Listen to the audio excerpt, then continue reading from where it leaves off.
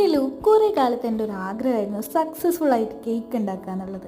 പക്ഷേ ഓരോ തവണ ഉണ്ടാക്കുമ്പോഴും അത് ഫ്ലോപ്പായി പോകുന്നതുകൊണ്ട് തന്നെ അതിനോടുള്ള ഒരു താല്പര്യമേ പോയി. അങ്ങനെയാണ് ഞാൻ യൂട്യൂബിൽ ഇഷാനിയുടെ ഒരു വീഡിയോ കാണുന്നത്, ഈസി ആയിട്ട് കേക്ക് ഉണ്ടാക്കുന്നത്. എന്നാൽ പിന്നെ ഒന്ന് ഉണ്ടാക്കി നോക്കാമെന്ന് വിചാരിച്ച് ഞാനും വാങ്ങിയൊരു കേക്ക് മിക്സ്. ആ ഒരു പാക്കറ്റിൻ്റെ മുകളിൽ തന്നെ എന്തൊക്കെ ഇൻഗ്രീഡിയൻസ് വേണ്ടതെന്നും എങ്ങനെയാണ് ഉണ്ടാക്കേണ്ടതെന്നും എല്ലാം ഉണ്ടായിരുന്നു. ആ ഒരു പാക്കറ്റ് കേക്ക് മിക്സ് മൊത്തം ഒരു പാത്രത്തിലോട്ടിട്ട് അതിലേക്ക് 120 ml മിൽക്കും ചേർത്തു. അളവ് പാത്രമില്ലെങ്കിൽ നമ്മൾ കേക്ക് മിക്സ് എടുത്ത അതേ കവറിൽ തന്നെ നമുക്ക് പാലും അളന്നെടുക്കാവുന്നതാണ്, ഞാൻ വീഡിയോയിൽ കാണിച്ച പോലെ. എന്നിട്ട് അതിലേക്കൊരു 2.5 ടേബിൾ സ്പൂൺ വെളിച്ചെണ്ണ ചേർത്തു. എന്നിട്ട് നന്നായിട്ടൊന്ന് മിക്സ് ചെയ്തു.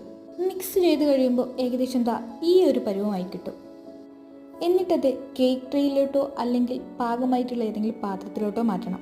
ഞാൻ ഉണ്ടാക്കാൻ ഉദ്ദേശിച്ച പാത്രം കുക്കറിൽ പാകമാവാത്തത് കൊണ്ട് തന്നെ ഈ കുഞ്ഞ് സ്റ്റീൽ ബൗളാണ് ഞാൻ എടുത്തത്. ഇനി ഇത് കുക്കറിലോട്ട് ഇറക്കി വെക്കണം. ഈ കാണുന്ന പുട്ടുകുറ്റിയിലാണ് ഞാനിത് ബേക്ക് ചെയ്യാൻ പോകുന്നത്. ഞാനതൊന്ന് അടച്ചു വെച്ചു, പക്ഷെ അടച്ചു വെക്കേണ്ടിയിരുന്നില്ല എന്ന് പിന്നീട് മനസ്സിലായി. അതിനുശേഷം കുക്കറിൻ്റെ വിസിലൂരി മീഡിയം ഫ്ലെയിമിൽ വേവിക്കാൻ വെച്ചു. ഒരു ബൗൾ മാത്രമേ കുക്കറിൽ പോകുന്നുണ്ടായിരുന്നുള്ളൂ. അടുത്തത് ഞാനിതേ പാനിൽ വെള്ളമെടുത്ത് അതിനകത്ത് ഒരു കുഞ്ഞ് സ്റ്റാൻഡ് വെച്ച് അതിന് മുകളിൽ വെച്ചു. രണ്ടും ഒരു 30 to 35 മിനിറ്റ് വരെ വേവിക്കണം. ഇടയ്ക്കിടയ്ക്ക് ഞാനിങ്ങനെ നോക്കുന്നുണ്ടായിരുന്നു.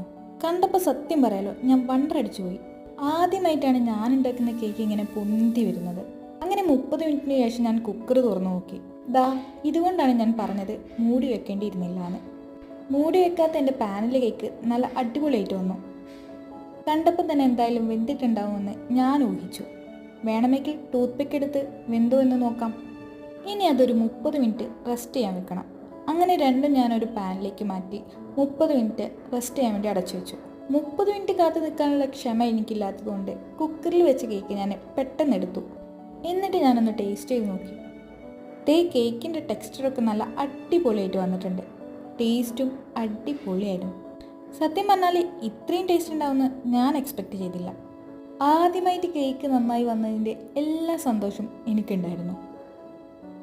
പാനിൽ വെച്ച കേക്ക് ഞാനൊരു പ്ലേറ്റിലേക്ക് മാറ്റി. അതിൻ്റെ ഭംഗി ഞാൻ തിരിച്ചു മറിച്ചും ഒക്കെ ആസ്വദിക്കുന്നുണ്ട്. കാണുമ്പോൾ ഒരു കപ്പ് കേക്കിൻ്റെ ലുക്കുണ്ട്. റെഡി ടു മിക്സ് കേക്ക് ആണെങ്കിലും എൻ്റെ സന്തോഷത്തിന് ഒട്ടും കുറവുണ്ടായിരുന്നില്ല.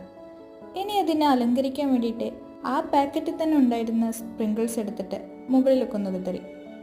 ഇപ്പോൾ കേക്ക് ഒന്ന് ഗ്ലാമർ ആയിട്ടുണ്ട്.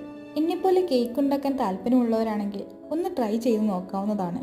അപ്പോൾ okay, thanks for watching. By.